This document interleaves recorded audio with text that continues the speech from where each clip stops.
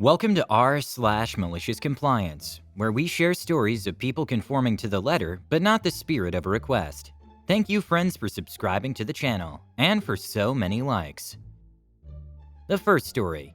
Boss told us to try before trying to figure out if it will work, and so we did.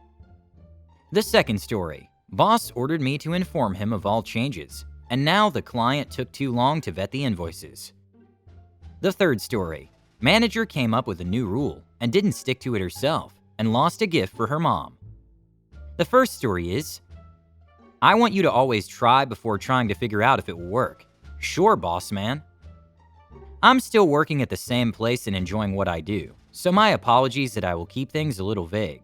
Boss man has since left though, which is why I'm sharing now. Please be warned the fallout is extremely small, but it was to me a small petty win that I look back on fondly. The setup. At my workplace, every employee has 3 sets of duties. The first set of basic duties is the same for each and every one, which is a prescribed number of hours per day for which we are rostered, with the total number of hours a week ranging from 10 to 28 hours, depending on whether you're middle management or an ordinary employee such as myself. The second and third set of duties are highly varied and are organized into various committees, which an employee can technically change between every year. Some involve heavier working hours or planning, whereas others involve more menial, simpler tasks. As you may imagine, rostering the prescribed hours for employees must be a heavy affair, and there must be a committee to oversee it. My second set of duties happens to fall under this committee, and I help with the rostering, which is mainly done on a highly specialized and expensive software twice a year, with the committee managing substitutions whenever an employee is away on sick leave or other reasons throughout the year. Although it was my first job, I had been personally trained for 2 years by my predecessor in the committee, who was due to retire. At the time of the Malicious Compliance, I've been a valued member for 3 years, who have made noted contributions towards the rostering processes. Now on to the Malicious Compliance. As usual, our story starts when a new boss came into our workplace, whom I shall call Boss Man going forward. There are usually 2 or 3 bosses of equal standing above our middle management. Now, Boss Man fancied himself a people's person, who would often listen to the grievances of ordinary employees and try to find ways to change things, such that ordinary employee satisfaction could improve. Now, this would usually be a good thing, except that he would entertain unreasonable requests as well. This resulted in time wasted trying out untenable solutions, or situations where work was shifted around, such that it became unfair to other individuals. As you may expect, this usually caused new grievances, and then work was shifted back to how it was originally allocated, because that had been the most fair in the first place. We had to interact with Boss Man quite frequently, as some grievances had to do with rostering. As Boss Man had had some experience in said committee in the past elsewhere, he fancied himself an expert in what we were doing. We frequently found ourselves explaining to him why certain grievances were unreasonable, and we could not accommodate the request during rostering. Finally, it reached a point whereby he said something along the lines of, I want you to always try before trying to figure out if it will work. Now, we work 5 days a week. One of the instructions he had given us, along with that ultimatum, was that one particular employee be prescribed no more than 4 hours a day, with a total number of 26 prescribed hours every week. Those of you mathematically inclined will see where the problem is. 26 divided by 5 equals 5 hours daily with 1 left over. There was no way we could follow his instructions unless the employee came in every day of the week. But oh well, Boss Man wants what Boss Man wants. None of us said anything to Boss Man and proceeded to run the software, producing multiple failed rosters as the software could not produce a full roster for everyone. But man, did we keep trying. The fallout. Eventually, Boss Man came to check in on us and our progress as we were behind schedule, since the roster also had to be vetted by middle management, and managers were wondering why Boss Man had not given the go-ahead for any copies of the roster. The manager for our committee, who's really awesome and tactful, informed Boss Man that no full roster has been produced, as we were still trying to get the software to ensure that particular employee did not have more than 4 hours rostered per day. Boss Man asked why was there a problem with that, which is when the manager reminded him that said employee had to fulfill 26 prescribed hours a week. Boss Man was confused as to why we did not bring this up earlier, as it was clear that this set of conditions isn't logically possible. Manager tactfully reminded Boss Man that he had given us these conditions, along with the instruction to try first, before trying to figure out if there were any problems with the conditions he had given us. To be fair to Boss Man, he took it in his stride and approved the suggested changes we requested to the set of conditions he had given us on the spot. We delivered a satisfactory roster to him by the end of the same working day. For the remainder of the time he was with us, Boss Man would actually listen if we proposed changes or protested to some of the unreasonable requests with regards to rostering, without requiring us to waste time trying it out first. Clarification before some of you point out that the particular employee who is supposed to have no more than 4 prescribed hours a day is the one at fault. Said employee had actually requested to have lesser prescribed hours in a week, as an average worker usually has 20 prescribed hours a week, and it's only when we're extremely short-handed that a handful of workers go up to the maximum of 28 prescribed hours. This is so that we have time to complete our other 2 sets of duties as well, which are not counted towards these prescribed hours.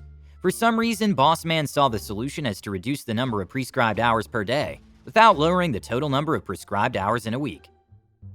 The second story. You sure you want all that paperwork? At the time of MC, I was a project manager for a smaller industrial construction company on the Gulf Coast. We were adding on to an existing chemical plant in multiple phases. The first phase of the project went well. The client rep was easy to get along with and was very reasonable. He reported to their PM, but we almost never dealt with her.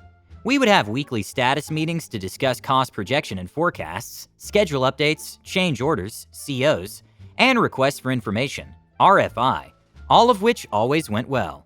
Towards the end of the first phase, the client was bought and merged with another company. This wasn't a problem at first.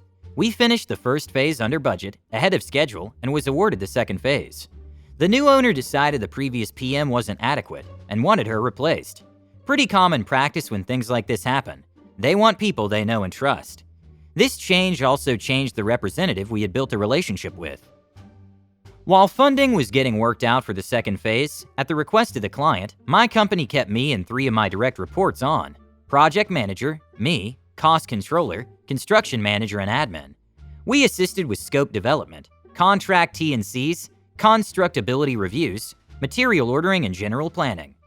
After 2 months, the client gives us the green light to proceed, so we get to work.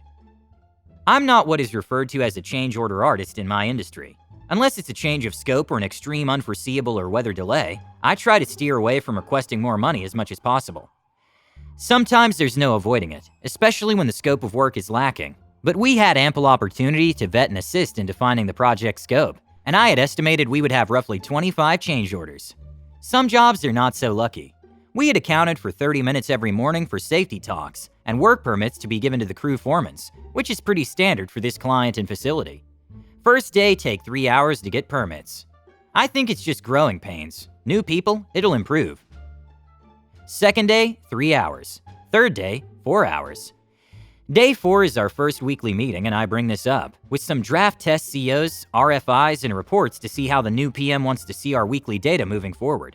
We discussed the permitting issue, and I explained that I'm pretty flexible and believe in a give-and-take relationship, but I need help with permits if we're going to meet the project deadline and budgetary constraints.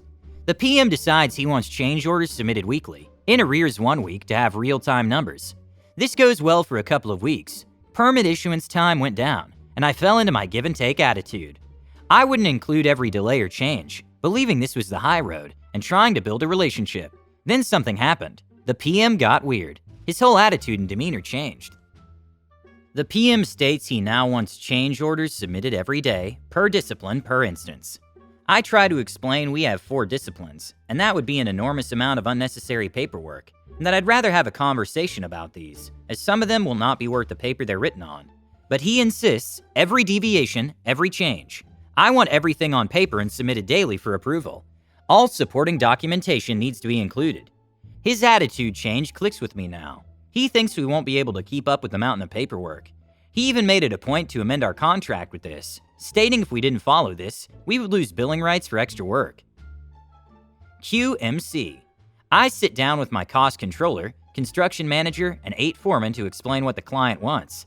Any scope change, permit delay, operations delay, or scaffold delay was to be radioed in immediately to the cost controller to request a new cost code to track hours. We would track any materials or equipment rentals to these respective codes as well. We would develop an estimate on the scope changes and on the delays we would provide actual hours and submit these requests at the end of each day.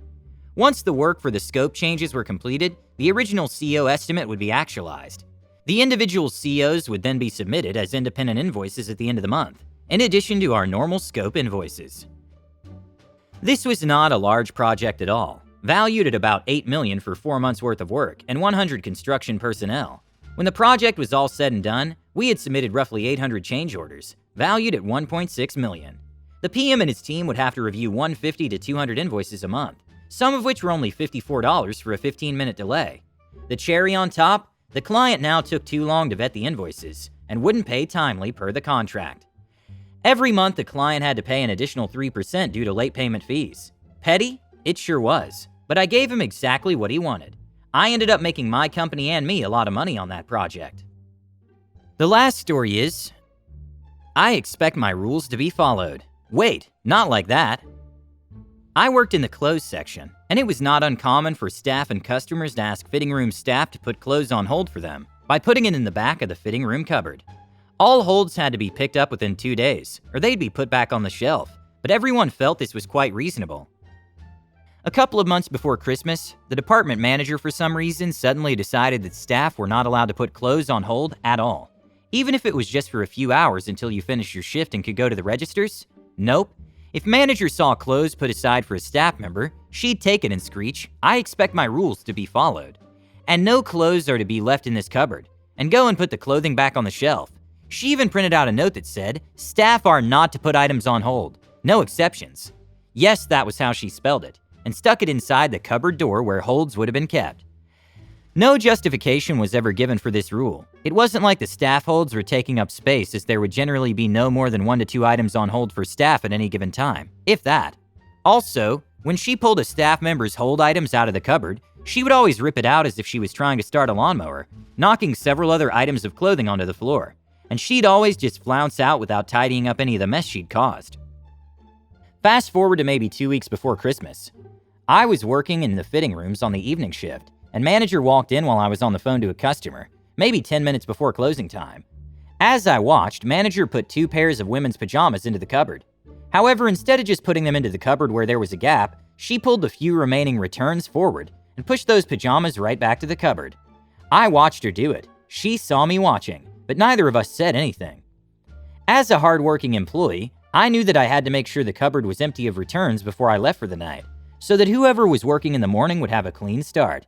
So as soon as I got off the phone, I took all the clothes out of the cupboard, put them all back out on the shelf, and went and clocked out to go home. My following shift, I got screamed at for putting the pajamas back on the shelf because they were for my mother's Christmas present, and saying that she was going to make me ring her mother and force me to explain why she wasn't getting the pajamas she wanted. I said, "Fine, I'll explain that she doesn't get her pajamas because of your rules." Manager said, "But I'm a manager. You saw me put them in there, so you should have just left them."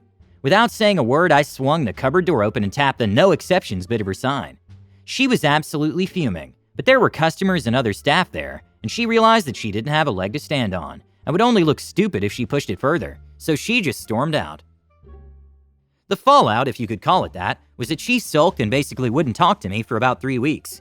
But given that when she did talk to me, it was usually to micromanage me or tell me to do something I was literally already doing, e.g. hurry up and clean up the fitting room stalls, as I was already sweeping up rubbish in there with a dustpan. I was quite happy with that. On a side note, some staff did try to get around this rule by putting stuff in the cupboard with no name on it, but that made it hard for other fitting room staff, as we couldn't tell what was a staff hold and what was just returns that needed to be put away anyway. I hope you love these stories. Don't forget to subscribe if you want to know when the new video comes out.